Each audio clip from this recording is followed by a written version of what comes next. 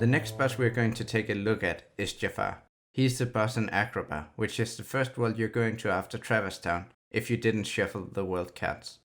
Jafar is unlike Axel, the previous boss, and more like Gardamer, the first boss. This is because he doesn't have a deck of finite cards, but rather, he's just tossing out cards as he sees fit. I would recommend that you are about level 10 to 12 for this fight. It's not particularly hard, in fact it might be the easiest boss in the entire game. The boss is called Jafar, but you can't actually hurt him, even though you can lock on to him. To deplete his health bar, you have to go after his lamp that Iago is flying around with.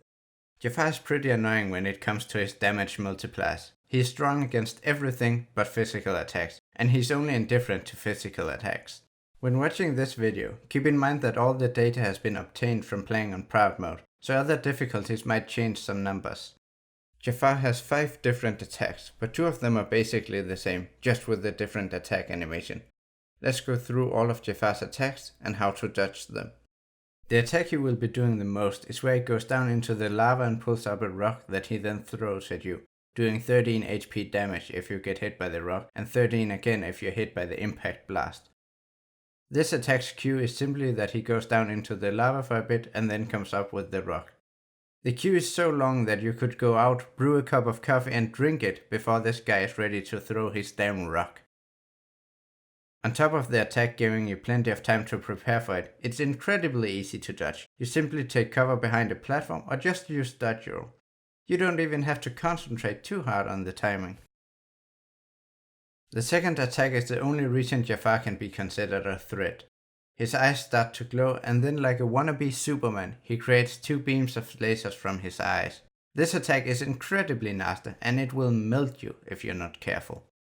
It does 16 HP damage up to 9 times, which is about 144 HP. It's very likely that's all of your HP right there, which makes this attack absolutely devastating. Besides doing so much damage, the attack is really hard to dodge if you're out in the open. It's faster than you, so you can't outrun it for long. You have to either take cover or break his card somehow. If you're standing on one of the 2 platforms closest to Jafar, he will sometimes draw his arm backwards and take a swing at you. The attack only does 19 HP damage, and it's pretty easy to dodge roll away from it. Another very similar attack that he does if you're too close to him is Falcon Punch you. Like the other attack, it only does 19 HP damage and you can easily dodge away from it.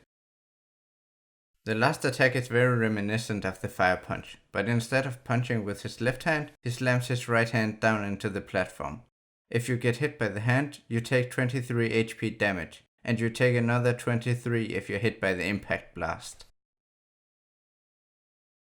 A very simple strategy that works most of the time is to completely ignore Jafar and then just go ham on Iago.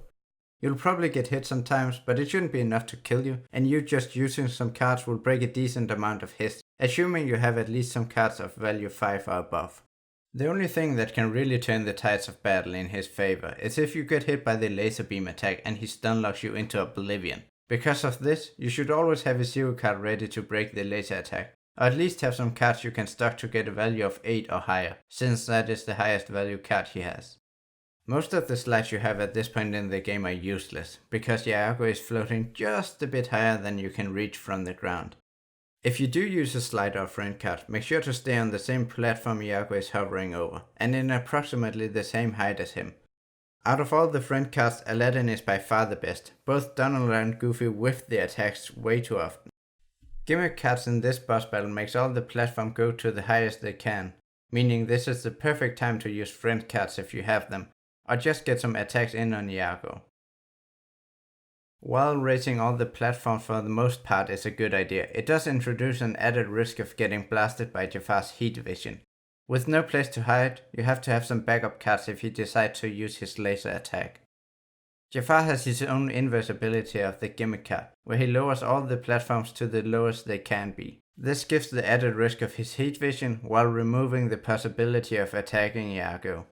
Even though Jafar is strong against fire, all the fire slides are an incredibly good way of dealing damage to him, because they do a lot of damage and they can reach places you wouldn't be able to with the Keyblade. In this battle you will find yourself jumping off from platforms to hit Iago and maybe barely miss him. If you have trouble hitting Iago, you can add the guard armor enemy card that gives you a bit more reach. It only costs 30 CP, so if you have some excess CP you don't know what to do with, throw the guard armor enemy card in there.